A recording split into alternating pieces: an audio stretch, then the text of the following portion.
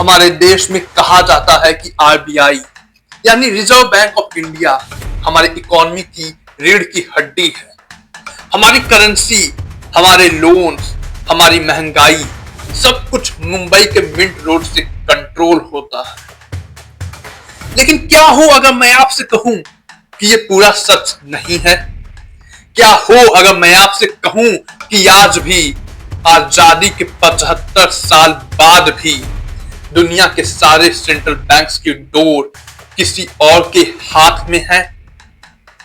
एक ऐसी ताकत जिसने दुनिया पर राज किया और जब वो गए तो पीछे छोड़ गए एक ऐसा फाइनेंशियल सिस्टम जो आज भी उन्हीं के इशारों पर नाचता है। आज की वीडियो में हम डिकोड करेंगे बैंक ऑफ इंग्लैंड की वो डार्क हिस्ट्री, उसका आरबीआई से कनेक्शन और वो कॉन्स्पिरेसी जिसे सुन के आपके पैरों तले जमीन खिसक जाएगी।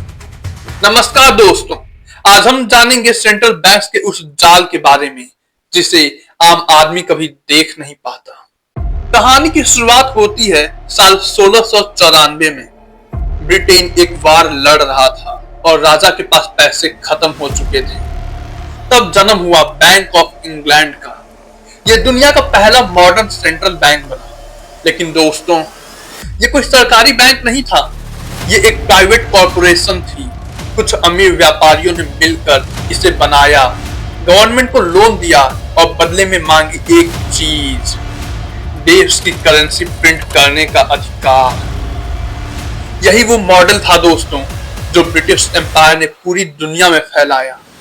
जैसे जैसे ब्रिटिश राज दुनिया में बढ़ा, उन्होंने हर कॉलोनी में इसी मॉडल पर बैंक्स एस्टेब्लिश किए और इंडिया उनका सबसे बड़ा खजाना था। आते हैं इंडिया पर। 1920s में इंडिया में फाइनेंशियल इंस्टेबिलिटी थी। अंग्रेजों ने एक कमिटी बनाई, हिल्टन यंग कमीशन, और इसी कमीशन के रिकमेंडेशन पर 1 अप्रैल 1935 को आरबीआई बना। लेकिन यहां एक कैच है। क्या आप जानते हैं कि शुरुआत में आरबीआई एक सरकारी बैंक नहीं था?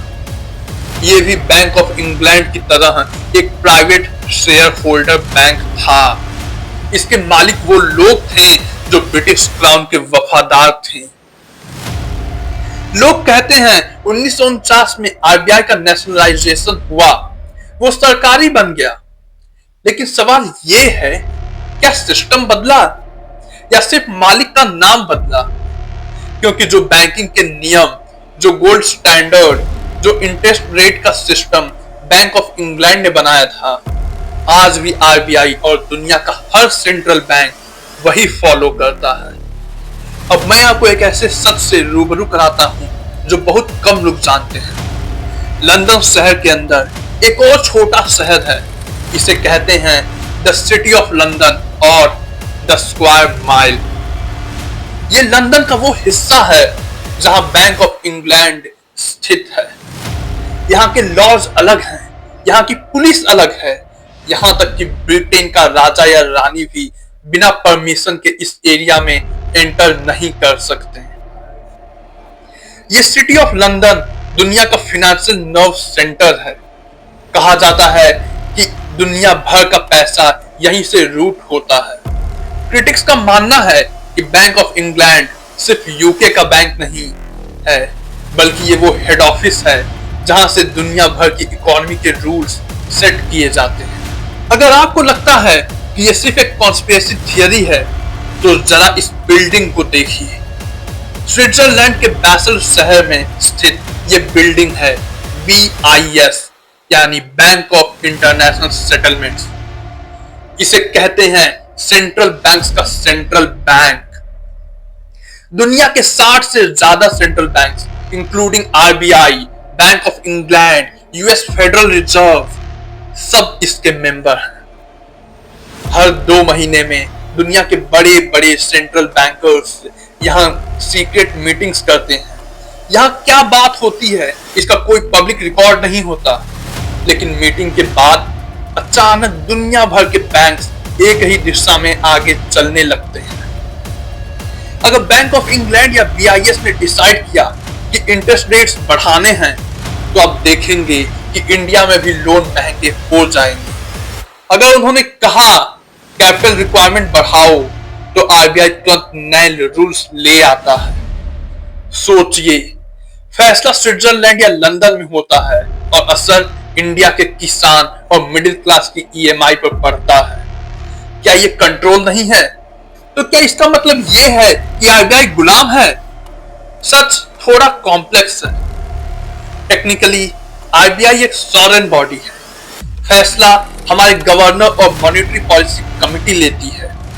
हमारी सरकार का कंट्रोल है, लेकिन फिनेंशियल सिस्टम तो ग्लोबल है ना।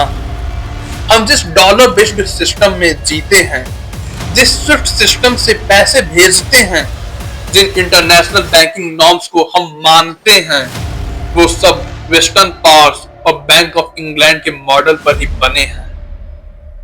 वो हमें डायरेक्ट ऑर्डर नहीं देते, लेकिन उन्होंने एनवायरनमेंट ऐसा बनाया है कि हमारे पास उनके बनाए रास्ते पर चलने के अलावा कोई ऑप्शन नहीं बचता।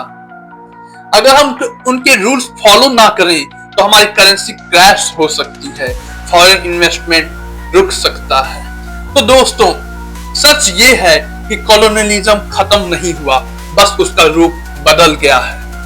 पहले वो आर्मी लेकर आते थे, अब वो पॉलिसीज और बैंकिंग सिस्टम्स के जरिए कंट्रोल करते हैं। बैंक ऑफ इंग्लैंड शायद आज डायरेक्ट ऑर्डर ना देता हो, लेकिन उसने जो फाइनेंशियल जाल बुना था, हम आज भी उसमें कैद हैं। आपका क्या ख्याल है?